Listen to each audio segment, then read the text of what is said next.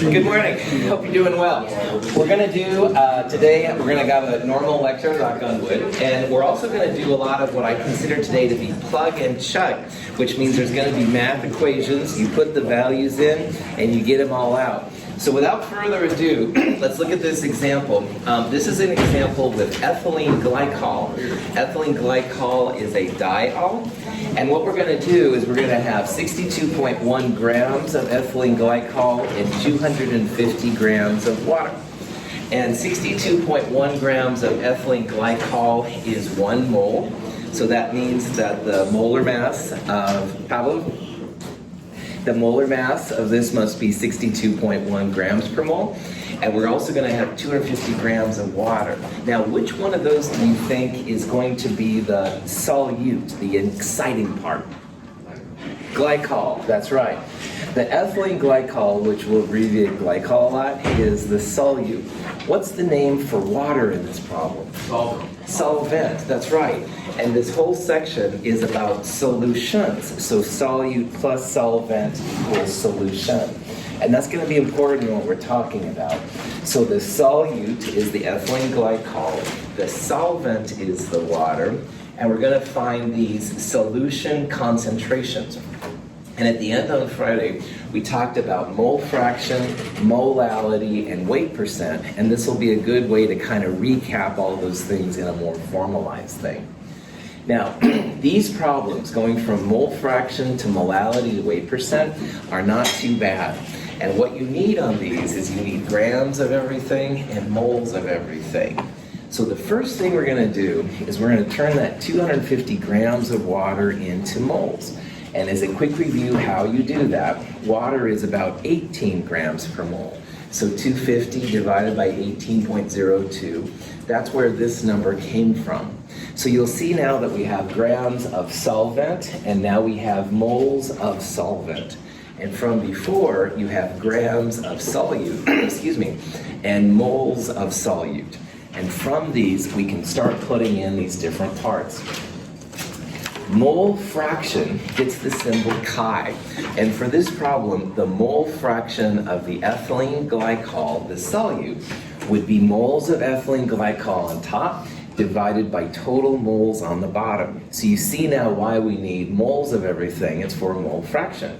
So there's 1 mole of ethylene glycol, and on the bottom you put all of the moles, solute plus solvent. So we'll have 1 plus the 13.9 moles of water. The mole fraction of the ethylene glycol, 0.0672. It's a unitless number. It's always no bigger than 1. Now, I didn't really specify which mole fraction we were after. It's easy to find the mole fraction of the other component in a 2-component thing, because the mole fraction of the first plus the mole fraction of the second is going to equal, in this case, the mole fraction of 1. So if you're looking for mole fraction of water, you could put 13.9 on top and divide by these two numbers again. But the easier way is just to go 1 minus 0.0672. Then you've got the mole fraction of the water. So mole fraction, moles of what you're looking at, divided by total moles, it's always going to be a number that's no bigger than 1 and usually less than 1, unitless. Molality, which sounds amazingly close to molarity, but it's different. Molality, moles of solute divided by kilograms of solvent. So molality, which gets the symbol little m, we'll take the moles of the glycol, the solute, we'll divide by the kilograms of solvent. How many grams in a kilogram? 1,000. 1,000, well done. So in this case, 250 divided by 1,000 is how the 0.250 number came out. This number, this concentration here is 4.00 molal. Sounds weird, but that's the way it makes it sound. Now, weight percent is mass of what you're looking for divided by total mass, and this one is times 100. So in this case, if you're looking for mass percent of the ethylene glycol, you would take the mass of what you're looking at, which in this case is ethylene glycol, and you divide it by the total mass. So we're going to put the ethylene glycol in again, plus the grams of water. multiply it by 100% in your calculator. This is 19.9%.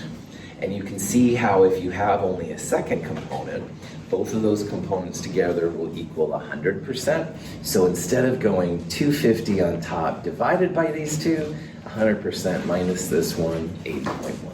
Yeah. You could do kilograms and you get the same value, and that's totally cool if you want to, but there's no reason to. And I am a classic lazy chemist, all right? And so I didn't, but if you did that, Alicia, it would also give you the same number, no problem. So you have a choice, grams or kilograms. So basically, if you find one thing, you can use those numbers and find the other one. Yes, that's right. For both mole fraction and weight percent, that's exactly it, Dimitri, and that's one of the things I want you to see. Nice job. Yes, Faith. What did he do with that number? Mole fraction was the moles, if you're looking for mole fraction of the glycol, moles of the ethylene glycol divided by total moles. So this plus the moles of water. What did he do with the number you found? Well, we're not doing anything with it right now, but I want you to calculate it because we are going to do stuff with it. So you hang tight and we'll talk about that in a little bit. Yeah, mole fraction is used for Raoult's law. Preview of things to come. Good question. So, Faith's ready to get going. Any other questions on these kind of problems? Here's a problem for you. Ethanol. 92 grams of ethanol dissolved in water. 270 grams of water. You can either go along with this problem and you can do it, or you can just follow along. Either way is fine. We're looking for the mass percent, all right? And you can think about this as the mass concentration of the ethylene glycol. What number is going to go in the top part of this calculation? 92.0 grams. That's right. You're the 92 grams of what you're looking for, which in this case is the ethanol. Now in the bottom, you want to have the total mass. So it's going to be the same number again, plus the mass of the other one. And if you wish to go to kilograms, like Alicia asked, that's totally fine. But again, I would just keep it all in grams because I'm lazy, but either way is fine. So 92 divided by 270 plus 92 times 100%. The answer comes out to be E. Percentages shouldn't be more than 100%. So answer B there is not probably going to be the right answer, but the other ones, or C for that matter too. Anyway, you want to get numbers that are usually less than 100%. Any questions on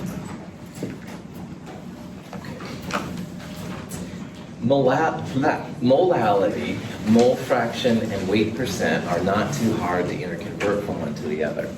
But molarity, the capital M, is still the king of chemistry. And most of the solutions that you guys have used in lab have actually been molarity.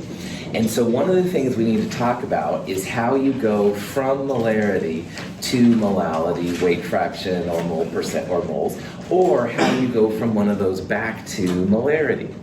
And the thing that makes molarity different is that molarity, moles of solute per liter of solution. And if you need to go from a mass to a volume, from a grams or a kilograms to volume in liters or milliliters, you must have a density.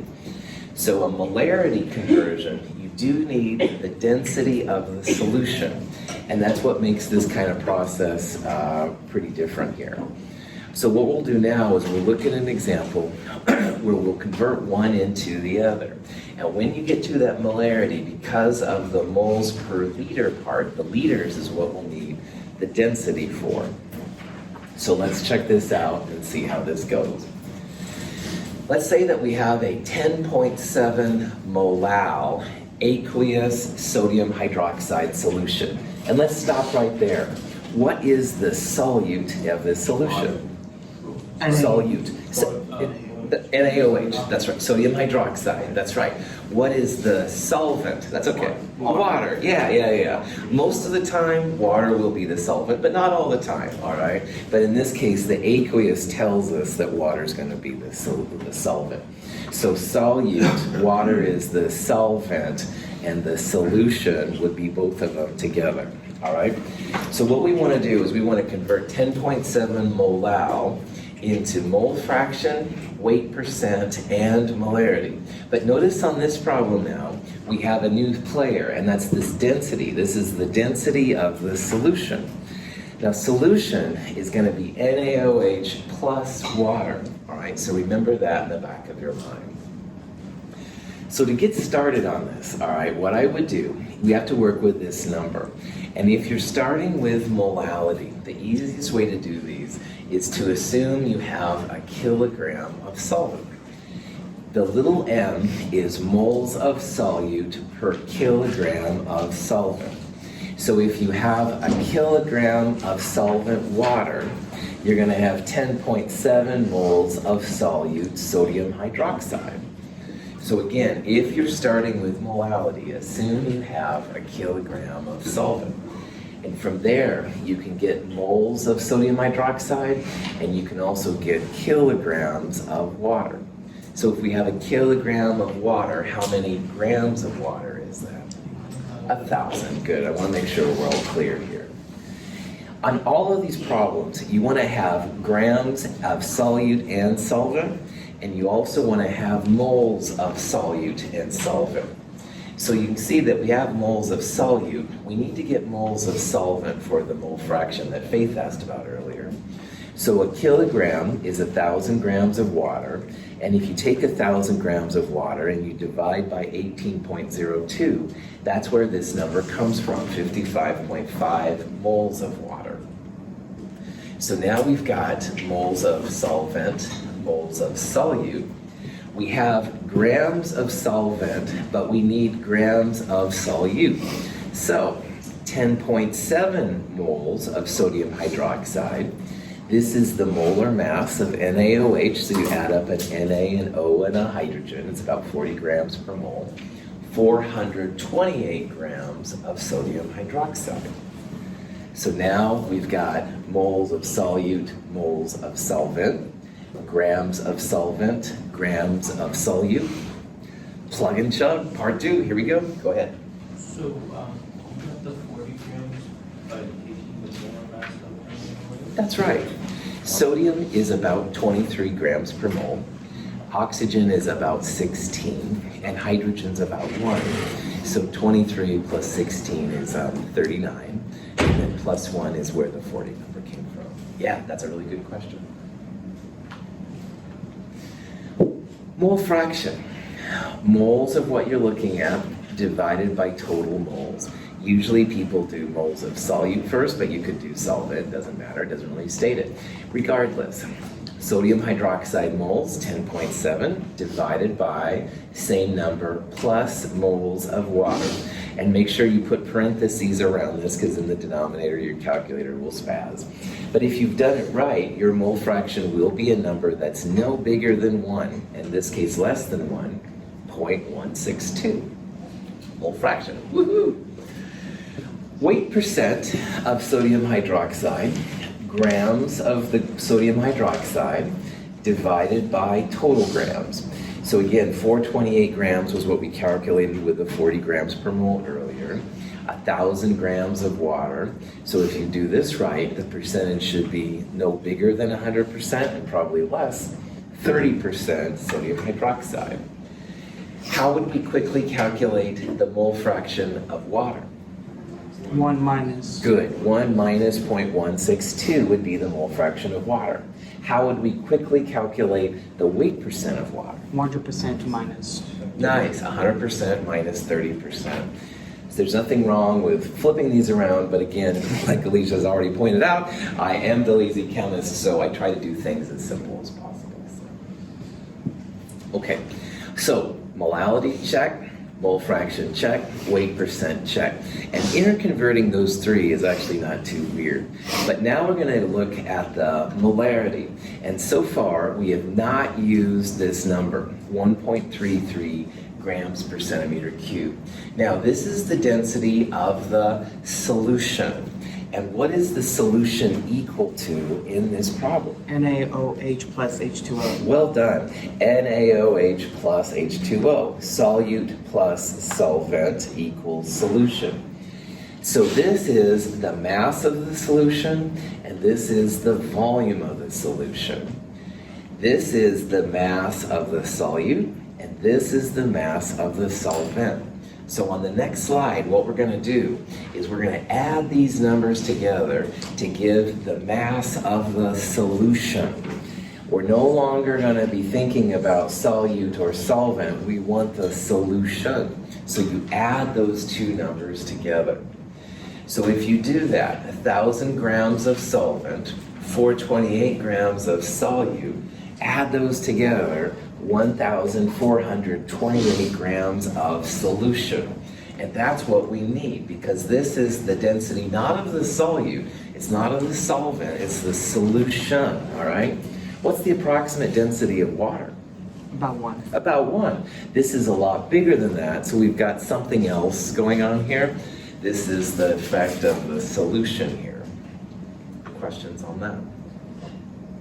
Okay. Now that we have the mass of the solution, we'll use this number to find the volume of the solution in centimeters cubed or milliliters, turn it into liters, and then moles of sodium hydroxide divided by liters of solution is going to be molarity. So 1428, we use the density to find the volume. A centimeter cubed and a milliliter are the same. Divide by 1,000 milliliters per liter to get 1.07 liters. And molarity, moles of solute divided by liters of solution, molarity 10.0 molar. Now, a couple of hints on this.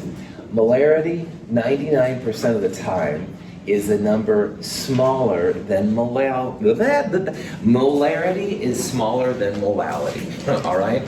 So if you calculate, if you go through a calculation like this, and you see your molality is bigger than your molarity, pat yourself on the back. That's probably good. Once in a while, they're about the same, but usually, molarity is less than molality. Now, all of this stuff is stuff you can do. It's something where your calculator is going to be your good friend, all right? And getting experience with it is important. In the companion, and also online, is this handout, this concentration units handout. And these are basically a set of problems where I give you some problems and I give you the answers to the back. I encourage you to go through these and stuff and just see how it works. And all this stuff is stuff you can do. This grams of solution can be a little strange, but it's all stuff you can do. Any questions? Faith's question was really good earlier. She said, well, what are we going to do with the mole fraction? And that's a really good thing to think. All of these are used when we come to solutions, all right? And so now that we have all these cool things under our belt, we can start seeing like the uses for them and stuff. Before we do that, I do want to talk about one more type of unit, and it's called parts per million. And there's several versions of this out here. But a lot of times in environmental studies and also in biology, and even sometimes geology, they'll talk about things like parts per million. And usually parts per million is a unit based on mass. So if you have 1 part per million, that would be 1 gram of substance in a million, or 10 to the 6 grams total. And because water, as Dimitri said earlier, is about 1 gram per milliliter, you could think about that as 1 gram of substance in a million milliliters of water, and that's cool too. I bring this up because there's also a parts per thousand and a parts per billion. So parts per billion would be 1 gram in a billion grams. Parts per thousand would be 1 gram in 1,000 grams. And this is different than our lab parts per thousand. In lab, when we do parts per thousand, that's a measure of precision, how close your numbers are to each other. This parts per thousand is like a molarity. It tells you how much of something you have in the world. So there's 2 parts per thousand. I apologize for the overlap. The one we do in lab is different than this one. Ours is measuring how close your measurements are to each other. The vapor pressure of a liquid depends on the ability of the liquid's molecules to break intermolecular forces and escape into the vapor phase. A molecule can escape only when it has enough energy and is at the surface of the liquid. When a non-volatile solute is added to a liquid, some of its molecules occupy surface sites in the liquid, displacing volatile solvent molecules. Because fewer solvent molecules get to the surface, fewer can escape, and the vapor pressure of the solution decreases. On Friday's lecture, which honestly was kind of a blur for me because I was kind of on panic mode, but anyway, on Friday's lecture I remember something about Brian being my bouncer and he was trying to prevent me from going to Carter. I don't know, so I had to embarrassingly look back at my own video to remember, but anyway, this is showing what's happening in a solution, what I tried to show on Friday. Solute molecules are usually non-volatile, and that means they don't have an appreciable vapor pressure. They don't go into the gas phase. So if they are non-volatile, and ours will basically be that way, what happens is they block the liquid molecules from going into the gas phase. So over here, where there's no solute, liquid goes to gas and gas goes to liquid. It establishes like an equilibrium pretty fast because they're close. But with a solute, notice here how there's fewer gas phase molecules. It's harder for the liquid to go into a gas phase. And this is one of the effects that a solution does that's a pure solvent doesn't. All right, pure water, they go back and forth, no problem. Here, the liquid going to gas is slowed by the presence of a solute. So this guy named Raoult studied this, all right, and he realized that if you have a solvent in a solution, which is what the left-hand side is, it's going to have a lower vapor pressure than if you had a pure solvent. So P0 here is the vapor pressure of like pure water, all right? And these are numbers that you can look up in a table just like you look up density. And depending on the mole fraction of the solvent, it will maybe lower the vapor pressure of your solution. So let's say that at our temperature we have a vapor pressure of pure water, 20 millimeters of mercury. All right, that's an approximate number. As you start adding in solute, the mole fraction of the solvent goes down, and that means that your vapor pressure of the solvent in the solution is going to be less.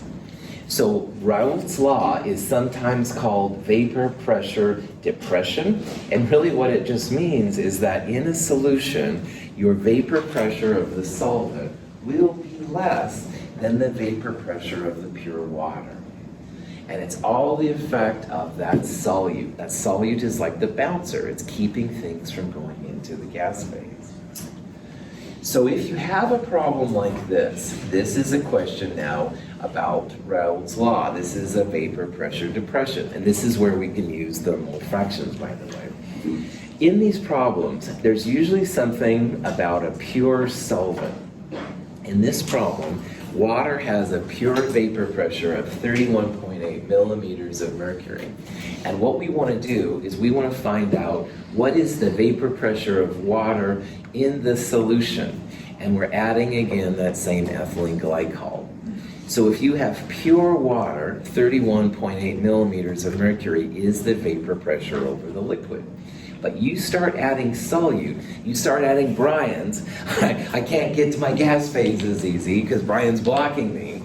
The number we calculate is going to be smaller than this number right here because the solute is blocking the solvent. So to solve it, we need the mole fraction of the solvent. And this is a little strange sometimes. So we have to figure out what the mole fraction of the solvent is. Earlier, at the beginning of this lecture, we calculated the mole fraction of the ethylene glycol, and it was 0.0672.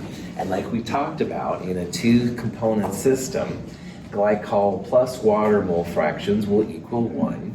So the mole fraction of the water here would be 1 minus that 0.0672, 0.9328. And to figure out the pressure, you take this number and you multiply it by the vapor pressure of the pure water. So 0.9328 times 31.8, the vapor pressure of the water in the solution has gone down. It's been lowered. It's been depressed. These are the kind of terms that are used. So this is pure water. This is the solution. The water is being blocked from going into the gas phase here by the solute, and it goes down this much. You could use atmospheres here or something like that if you wanted to, but again, lazy chemist, so I'm just keeping it in millimeters of mercury, but there's nothing wrong with going to atmospheres. Questions? Okay. So here's another kind of a question you might see. This is the question now where we have iodine, which is the solute, in carbon tetrachloride, the solvent. And we have the vapor pressure of the pure CCl, and we want to find what the vapor pressure of the CCl4 in the solution is. Now, before we even think about the math, all right, 504, that's the vapor pressure of the pure stuff. So the answer down here, is it going to be a number larger than, less than, or equal to? Less than. That's right. The vapor pressure in the solution is going to be less than the vapor pressure of the pure stuff. So let's cross out 514, let's cross out 504, and let's pick one of these. And usually, honestly, it's not too big of a vapor change, but anyway, let's go through the math and see what's going on. Vapor pressure, mole fraction times pure vapor. We've got this number, mole fraction, moles of the solvent divided by moles of everything. So mole fraction 1.96 divided by 1.96 plus 0.04, which is 2. So 1.96 divided by 2 times 504 is how you get the answer, 494 millimeters of mercury. But I bring this up as much as anything to let you realize it's not going to be more, all right? The solute's blocking the solvent. So the pressure will not be greater, it'll be less than. It won't even be equal to. The only time you'd have it equal to 504 is if you had exactly pure CCl4. And the iodine here is causing our mole fraction to go down.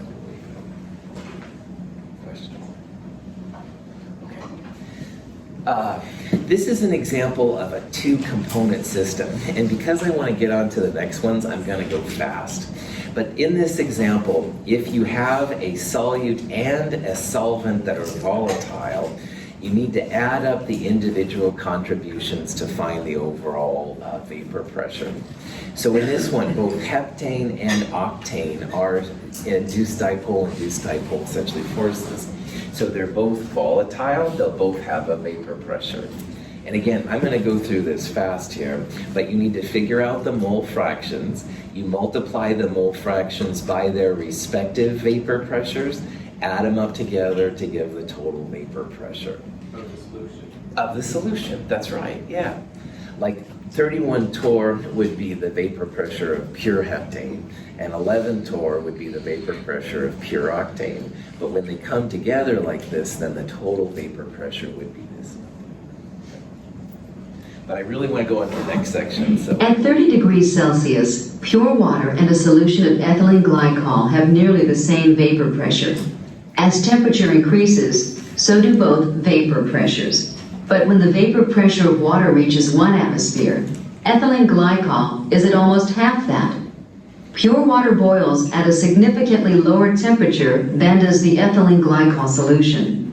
So if the solute is blocking the solvent from going to the gas phase and vapor pressure is lowered, it's going to take more energy to make solutions boil than will the pure solvent. And then we talked about this on Friday, but I want to highlight it again. If you start adding solute to water, water will boil at higher elevations.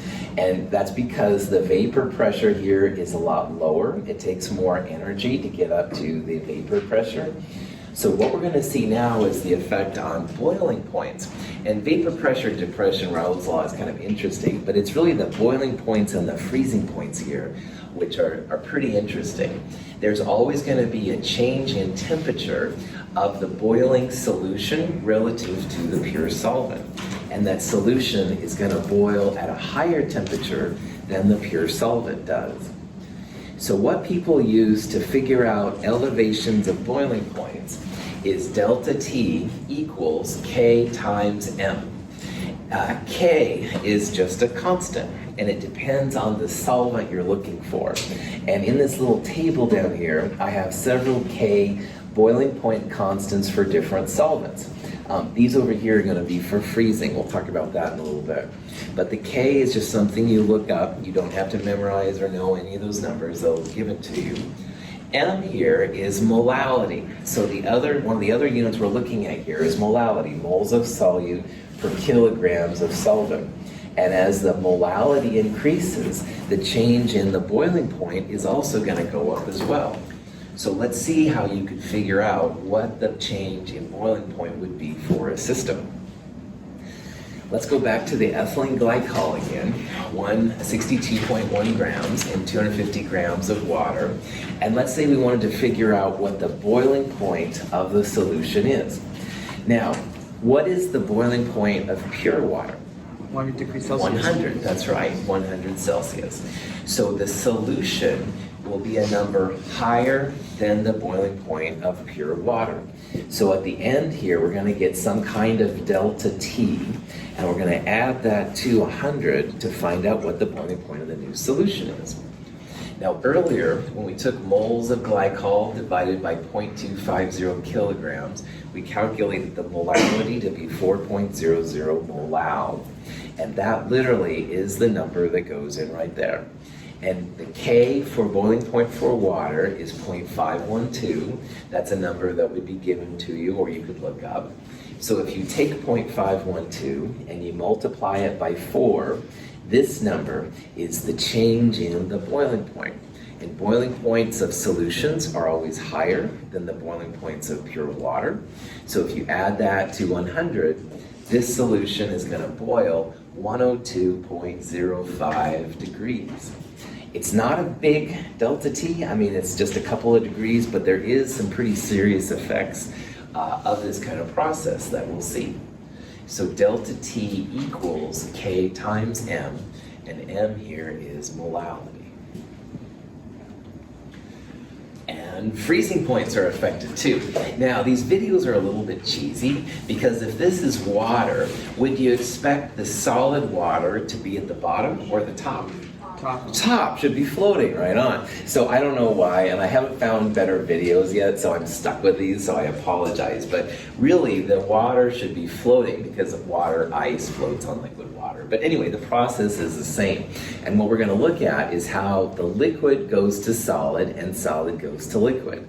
And big surprise here, once again, those bouncers are going to affect the liquid going back to the solid phase. When water freezes, its molecules leave the liquid phase and attach to other molecules in the solid phase. At the freezing point, an equal number of molecules move into and out of the solid phase.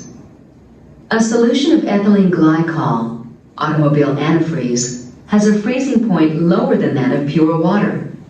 Molecules of the solute block the interface between the solid and liquid phases, thus decreasing the rate at which molecules leave the liquid phase and attach to the solid. So you put junk in water, the water will freeze at a lower temperature than it did before. And that's why in like radiators and stuff, people put antifreeze or something like that in there. If it gets cold, you don't want your water to freeze and stuff and mess up your radiator. But by putting this in there, it lowers it down quite a bit and you're good to go. Now, the same equation can be used for freezing point that was used for boiling points. It's delta T equals K times M. The lab this week, which by the way, please bring your goggles, this is a nasty one. We're going to use this equation to find the delta T of a solution. All right, we're going to look at the pure solvent relative to a solution. So the water here, water freezes at 0 degrees Celsius. And when you start putting solute in, I almost said junk, but I was able to control myself, it then freezes at a lower temperature because you've got to freeze out those solute molecules so they don't interfere with the process. So freezing points are lowered, freezing points are depressed relative to the pure solvent. Here's an example. again, back to our 4.00 molal ethylene glycol water solution, there's the K value. It's different than the boiling value. Let's figure out what the freezing point is. So delta T equals K times M. Again, it's a different kind of K, but again, you don't need to worry about that. I would give you those numbers. But multiply it by the molality. Delta T, 7.44. So solutions freeze lower than pure solvents. So when you're figuring out the new freezing point, you do have to subtract this number, all right? Because if water freezes at 0, you wouldn't want to have water freeze at a higher point. You want it to be lower. So the freezing point here is negative 7.44 degrees Celsius. And I apologize, but a lot of textbooks will give you negative K values. And the negative K is trying to imply that you subtract it. But some books will give you positive K values. You just realize that freezing points of solutions are less than the freezing points of the pure solvents, and you can compensate. Isn't with the delta T, isn't all that's implying is the difference from like the Yeah. original? That's right. And the so. Yep, that's right. And as long as you see that, Caleb, and you know it's going to be less than, not greater than the solvent, you're good to go. Is K dependent on solute and solvent or just solvent? Cool. Ks are just dependent on solvent. So as long as you use water, and you can put ethanol in there, you would use the same K. That's right. Good question. Okay. One more little funky thing here. Electrolytes are, again, what happens when ionic compounds dissolve in water. And the ionic compounds, like sodium chloride, they don't stay sodium chloride. They break up into Na plus and Cl minus. And why that's important is that the number of solute particles, the number of bryons, all right, is what makes these things tick. So you get 2 pieces per NaCl, and you get 2 pieces per all the ionic compounds. So here's an example. Still got sodium chloride, still got water, so we'll use the same freezing point like constant like Joseph asked about, but we want to lower this to negative 10 degrees Celsius. So our delta T would be 10 degrees lower. I would use a delta T of 10. If you use a negative 10, that's fine, then use a negative K. You never want molality to be negative, all right? Molarity, weight percent, they're based on mass. And anything in mass, you don't want to turn into negative numbers, all right? In all of chemistry, 99.9% of it, make sure your mass is positive. So the molality here, 5.38 moles of sodium chloride per kilogram of solvent. But the thing is, because our solute here is ionic, you've got to take into account the number of ions it dissociates into. So sodium chloride, if you remember back from 7221, breaks up into Na plus and Cl minus. So we get 2 ions per mole of ionic compound that we're placed in. And that's big time going to affect how many pieces we need. So because of this 2-to-1 ratio, you're going to get 2 ions per sodium chloride. We need to divide this number by 2. We want 2.69 moles of NaCl per kilogram. We need 5.38 moles of pieces, but there's 2 pieces per ionic compounds. So 2.69 is what we want to use here. And if you throw this in then, it means that we're going to need 629 grams of sodium chloride in the 4 kilograms of water to make it go down by negative 10. And what happened is scientists at first wouldn't take into account this 2-to-1, and they'd have like 1,300 or whatever, 629 times 2 grams they put in, and the freezing point went much, much, much lower than minus 10, like minus 20 or something. And so they realized, oh, wait a minute, these ionic compounds are kind of messing with us. So this guy named Van Hoft, who we're going to see more of later too, Van Hoft said, aha, let's put one more piece on the delta T equals K times M expression. where the I, which is now called the Van Hoff factor, is literally how many ionic pieces you have per molecule. And the I factor is only really needed when you have something with positives and negatives. So at first we did all these ethylene glycol things for a reason. Ethylene glycol is covalent, all right? Covalent things don't break up into positives and negatives. But if you have something with a positive negative, then you've got to take it into account. So NaCl would be a Na plus and a Cl minus, 2 pieces, and that's the value of I. Calcium chloride, you have a calcium positive 2 and 2 Cl minuses, 3 pieces total. The I factor would be 3. But again, anytime you have something organic, covalent, all right, the I value is just 1 and you can ignore it. This is only for ionic pieces when it comes to these things. Times by 3? You want to divide by Yeah, 3? you would literally multiply by 3, all right? Because you want to find the moles of pieces, and there's 3 pieces per mole of the ionic compounds. That's right. Cool. So here's an example of a question that this becomes kind of important. So let's say that we had these 2 solutions, all right? One of them is sodium chloride in it, the other one is sugar. What kind of bonding do you have between the sodiums and the chlorides? Ionic. Ionic, all right? Will we use an I factor other than 1 for sodium chloride? Yes. 2. Yes, that's right. The NaCl, the positives, negatives, the metals and the nonmetals, they're going to break up. So we're going to have to use an I factor. What is the I factor for NaCl? 2. 2, all right? What kind of bonding do you think is in sugar? Covalent.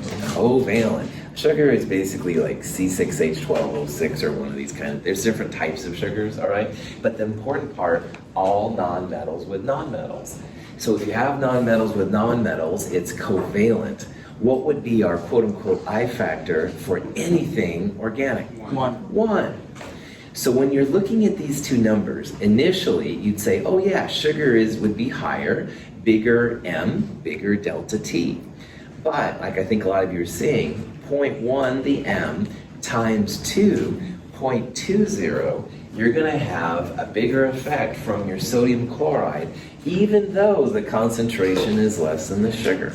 That's because of these I factors, man. The I factors make a huge difference. So if you see something with a metal and a non-metal, something with a cation and an anion, heads up. The most important colligative property use of all time is to find the molar mass. And this is an example of something very similar to what we're going to do in lab this week. Now, the molar mass, finding the molar mass is so important in chemistry, all right? Got to find it to find molecular formulas, blah, blah, blah. And just like we use the molar mass of the volatile liquid to find the molar mass, this is another way that you can chemically find the molar mass.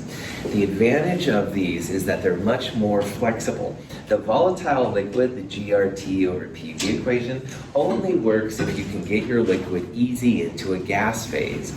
These kind of situations, you can use almost any kind of compound if you can make a solution out of it. So they're very versatile, and that's what we're going to do this week in lab, is a freezing point. Now in this example, this is going to be a boiling point elevation example.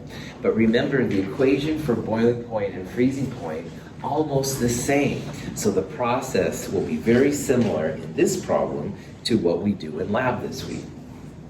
So in this problem, benzene is our solvent, and azolene is our solute, all right? And the goal here is we want to find the molar mass of the solute azolene. So we need the grams per mole number for the azolene. And we put in 0.640 grams of the solute azolene. We put it in 99 grams of benzene, our solvent. Here's the boiling point constant for benzene, which is nothing you have to know. And we find that although benzene normally boils at 80.100 degrees Celsius, our solution 80.230.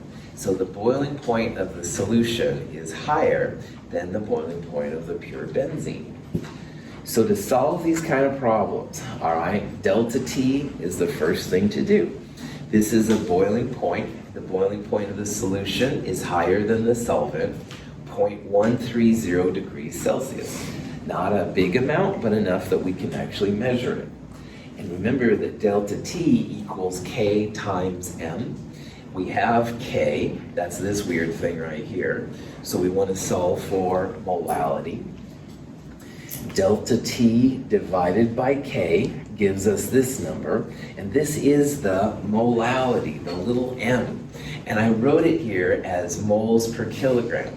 This is moles of solute, moles of azolene, per kilogram of solvent, kilograms of benzene. So if we could get this part by itself, we could combine it with the grams, we'd have grams per mole. So let's get rid of the kilograms of solvent. 99 grams of benzene is 0.0990 kilograms of benzene. The kilograms cancel. You've got just moles of azolene. Grams that were given divided by moles right here. Kabam! 127 grams per mole. And this process, again, is what we're going to do in lab. We're going to have a freezing point instead of a boiling point. Different K value, different freezing point versus solution freezing point. Grams of solute, grams of solvent. Go through, find the molar mass. If we were dealing with an ionic Yes. thing, would we just have to account for the ion that problem too? You bet. Or if it was, Absolutely, Madison. I should have brought that out right away. If it would have been ionic, we would have used delta T equals K times M times I, so we could have put I in the denominator down there. And azolene and benzene are both organic-y things, nice word, all right, but all nonmetals, so I just assumed it was one here. Good call. In our lab this week, it will be one as well, so you don't have to worry about the Van Hoff. We can use the molar mass to find the empirical formula, the molecular formula. Exactly, that's right. So like if you didn't know you had azolene, then this would be the number you'd use to find it. Well done. Cool. Yes. The little m in this is molarity, right? Cool. The little m is molality, and the big M is molarity. I was just wondering in this situation, is it equals to moles? We don't have any volume, Zeke. I wouldn't state that, man. So is that molality? Yeah, this little m is the molality number. That's right. So will we use that abbreviation MOL for both molarity and molality? I wouldn't use MOL for either of those because that screams moles to me, all right? This is the moles of the azolene per kilogram of benzene, all right? So, oh yeah, no, that's a good thing to verify, man. So Z brings up a good point. It's like the solution, SOL's everywhere, well here we're MOL everywhere. Yeah, so molarity is capital M, molality is little m, and yeah, in this case, that literally is just the moles. So good. Excellent clarification. Other question? The membrane of an egg is semi-permeable and holds a high concentration of dissolved protein. When the egg is in pure water, osmotic pressure causes water to flow into the egg and it swells. In highly concentrated sugar solution, the solute concentration is higher in the sugar water than in the egg. Now osmotic pressure causes water to flow out of the egg. Osmosis is the fourth colligative property, and we haven't talked about it so much yet, but it's literally a pressure that the solvent exerts on a system in a solution. And those of you going into medicine, this is going to be huge, all right, because there's big time implications. But look at this silly example, all right? You can actually dissolve an egg in dilute vinegar. The vinegar kind of wipes out the outside shell, so the yolk just kind of sits there. And if the egg is in pure water, the inside of the egg then just gets really, really big. It expands out. On the other hand, if you take the shell-less egg and you place it in corn syrup, the egg like shrinks way down. So we're seeing here the effect of the solvent on these systems, and I'll talk about that. So osmosis, which is also referred to as osmotic pressure, they're basically the same, is a special thing of solutions as well. To understand what osmosis is all about, you have to have some kind of semi-permeable membrane where the solvents can go back and forth, but the solute stays where it is. And on one side, you have pure solvent. On the other hand, you have pure solution. So the egg is a solution. It has some water, but has some other stuff. And in the first case, we placed water outside of there. And the solvent molecules will go back and forth between the membrane, but the solute stays the same. There is a force which allows the solvent molecules to have a preference for one side or the other, and we'll talk about that here in a little bit. And entropy is the reason why osmosis happens, and we're going to tackle entropy in Chem 223. But just realize that entropy, there is like this other force working out there.